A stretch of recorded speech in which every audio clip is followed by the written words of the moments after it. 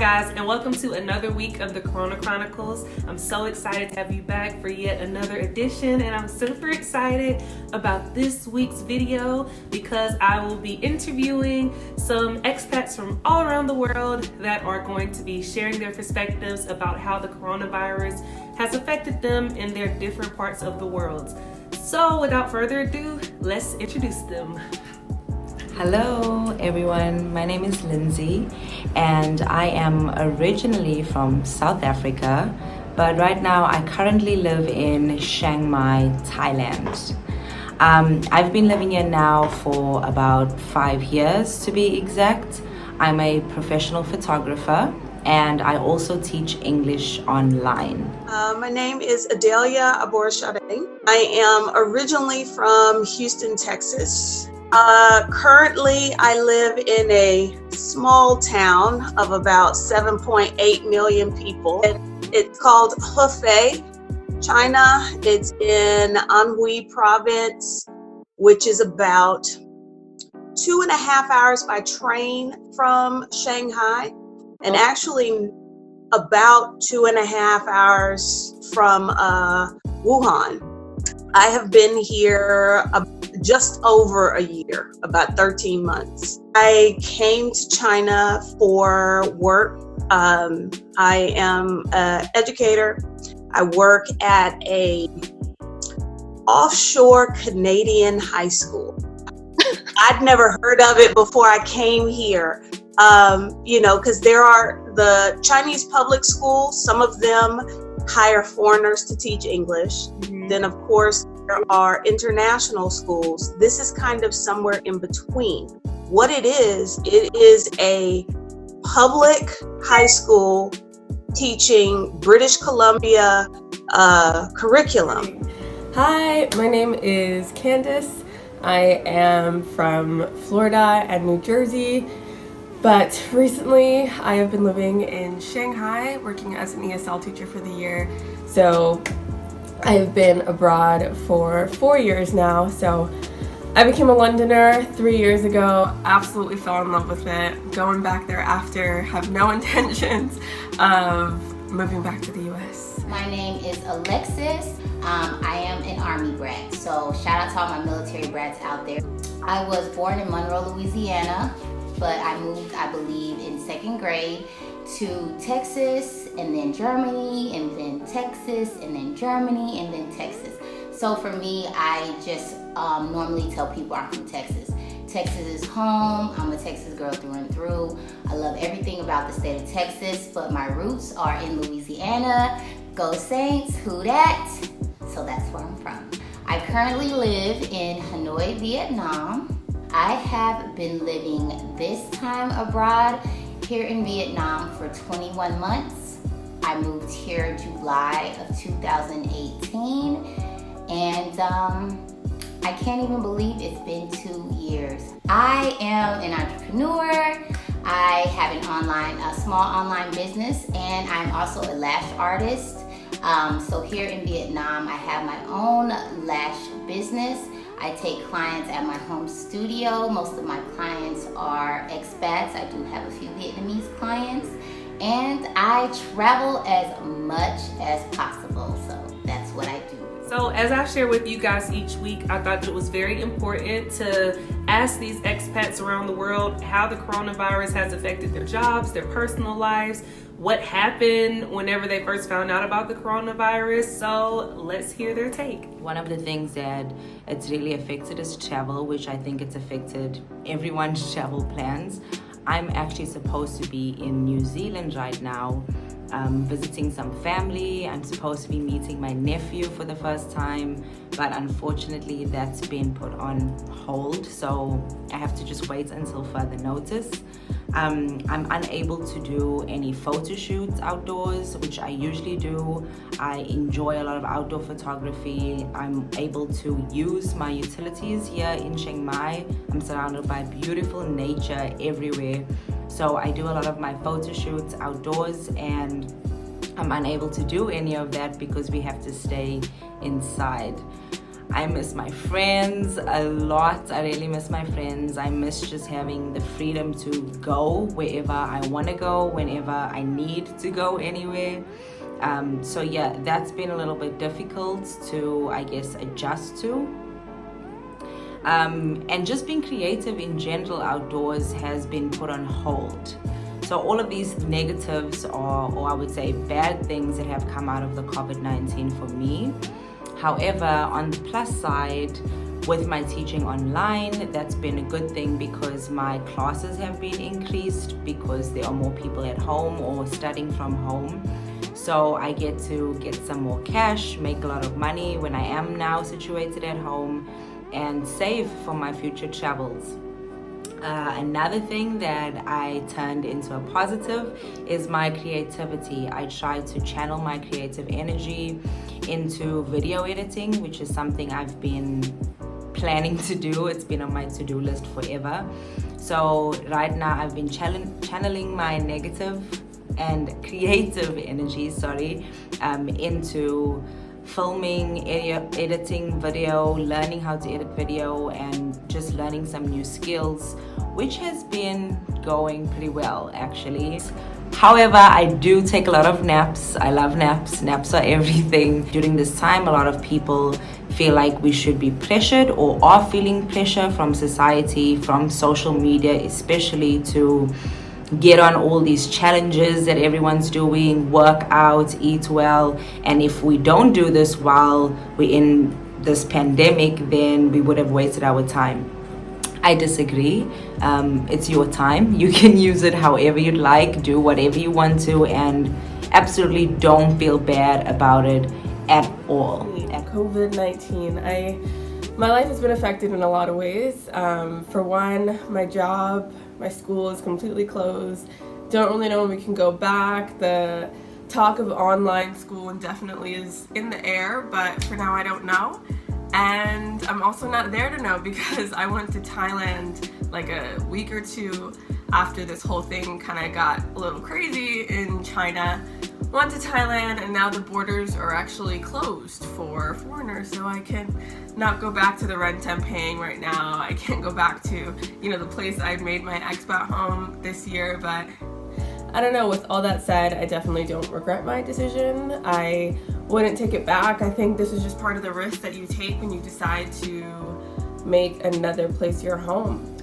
That's not where your passport lies, so. Okay, our spring and fall semester is around, like in the West, it's around Christmas. Christmas was a regular day of the week here. Right. So the big holiday is Chinese New Year. Because I was going to spend my vacation country hopping in Europe. And several of my friends sent me little articles about, like, I don't know if this is where you are in China, but be careful, there's this virus. And so I was like, okay, no big. I don't think anybody thought it was a big deal. I am traveling, country to country. And then as things got worse, even when China closed down everything, like when they isolated the city of Wuhan, I remember thinking, well, that makes sense because here's the thing. Chinese New Year is the largest human migration. It happens every year. There are 1.4 billion people in this country, and virtually all of them travel. So there's a lot of movement. The disease hitting at that time, that's a perfect storm. It did not hit me that this was significant until I was in Ukraine. I had just come back from Chernobyl. I get in range where the Wi-Fi hits my phone, and I get a message from my airline telling me that they've canceled my flight in 2 weeks, that they're ceasing all operations to China. And I thought, because I was supposed to come back February 6th. And the airline at the time was like, well, we probably can get you there in March. I'm like, school starts February 10th. March is not going to work. So that first week in February was a little stressful because I didn't know if I could get out of Europe. Right. And there were people who, it was like trying to decide, should I stay put in Europe? There were a few people who were saying, come back to the States, but you know, are you going to sponsor me so we can come and go as we want? At the apartment complex, they're not really taking temperature much anymore. It just depends who you get at the gate. Okay. But if you go to the grocery store, you go to a restaurant, you go to a mall, they're probably going to take your temperature. Businesses are open, schools are not. As far as my job, honestly, I just kind of chill over here. Being my own boss, you know, I can take clients whenever I want to. My clients here kind of know I do travel every 30 to 40 days. So I try to get them in when I'm in the country, then I'm gone for about a week and a half, and then I come back. So for me, the pandemic has affected travel.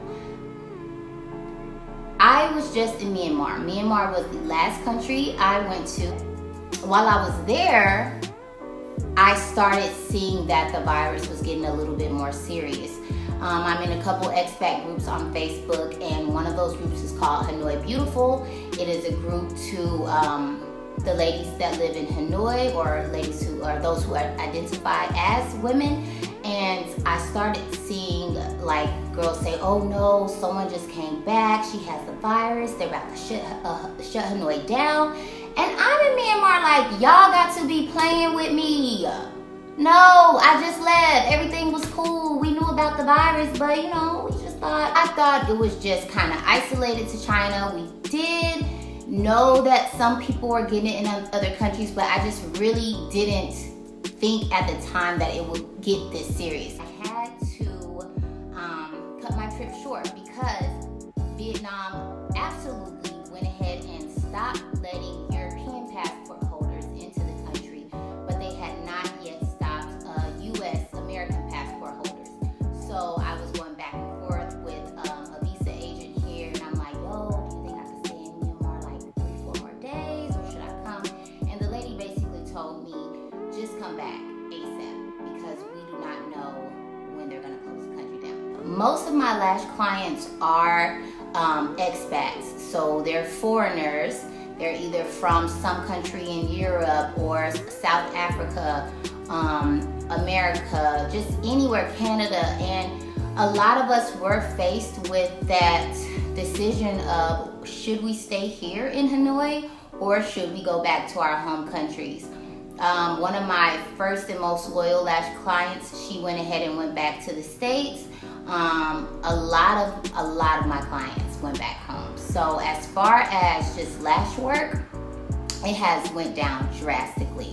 But as of right now, I'm not taking any clients because the Prime Minister did ask that we go ahead and respect social distancing. So with everyone living in different places around the world, we see that normal, or what we think is normal, is coming in phases for certain people. In China, you may have read this week that they're opening up schools and things. In the States, I just read yesterday, they're opening up beaches in Florida and planning to resume normalcy by May 1st. None of us really know what normal is gonna look like or when it's going to look back normal. I thought that it would be interesting to ask the expats in this interview how long or when they thought that normal will happen wherever they're living. Normalcy. Do I think there'll be any normalcy soon? I hope so, but I think we're all in the same boat of like, I hope so, but I don't know. I mean, I know for China at least, their schools can't really function without foreigners, so they need to, I guess, open the borders and things need to get normal before schools open, which they're saying is May-ish, hopefully. But overall, I think that, you know, there's a lot of other factors to consider with what's going on right now, and, you know, just people being inside all day, especially with mental health issues, things like, things like domestic abuse have gone up. So I think there's also a lot of damaging things that are happening to society from staying inside so long. So I personally am hoping that this ends as soon as possible for those reasons in particular, and also obviously the coronavirus itself. Stay safe and stay home. So yeah, just hoping we do not have to do this past a couple more weeks. At least for the next 3 months, I feel like this is going to be the situation. And when it does start to subside or get better, I think it's going to go at a really slow pace. I don't see everything just returning to normal once everything has calmed down. Absolutely not. I think we are going to progress slowly, so people need to just be patient and enjoy being at home right now with your family and your loved ones and yourself, because this is going to be a while before we actually go back to what we want to be calling normal. I really do hope by the end of this month, which is April, that things are slowly getting back to normal. Hanoi, up until 3 days ago, although we were told to kind of isolate and practice social distancing, so some of the restaurants were still closed, but things are still pretty normal. And now that the Prime Minister has put out that we have to stay in as much as possible and only go out if we're like buying food or something like that,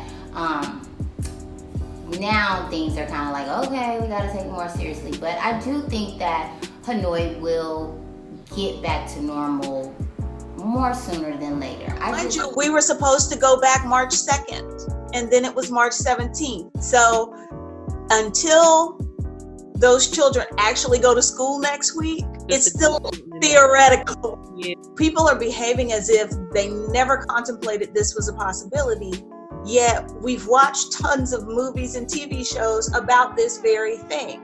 Now that the virus is out here and no one has immunity, it's not like, and this is the other thing I don't think is clicking, it's not just going to go away.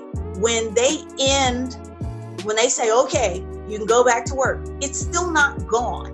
People will still be getting it and dying. They just won't be dying maybe in the large numbers. The hospitals won't be overwhelmed, but this is still going to be a thing that you have to think about.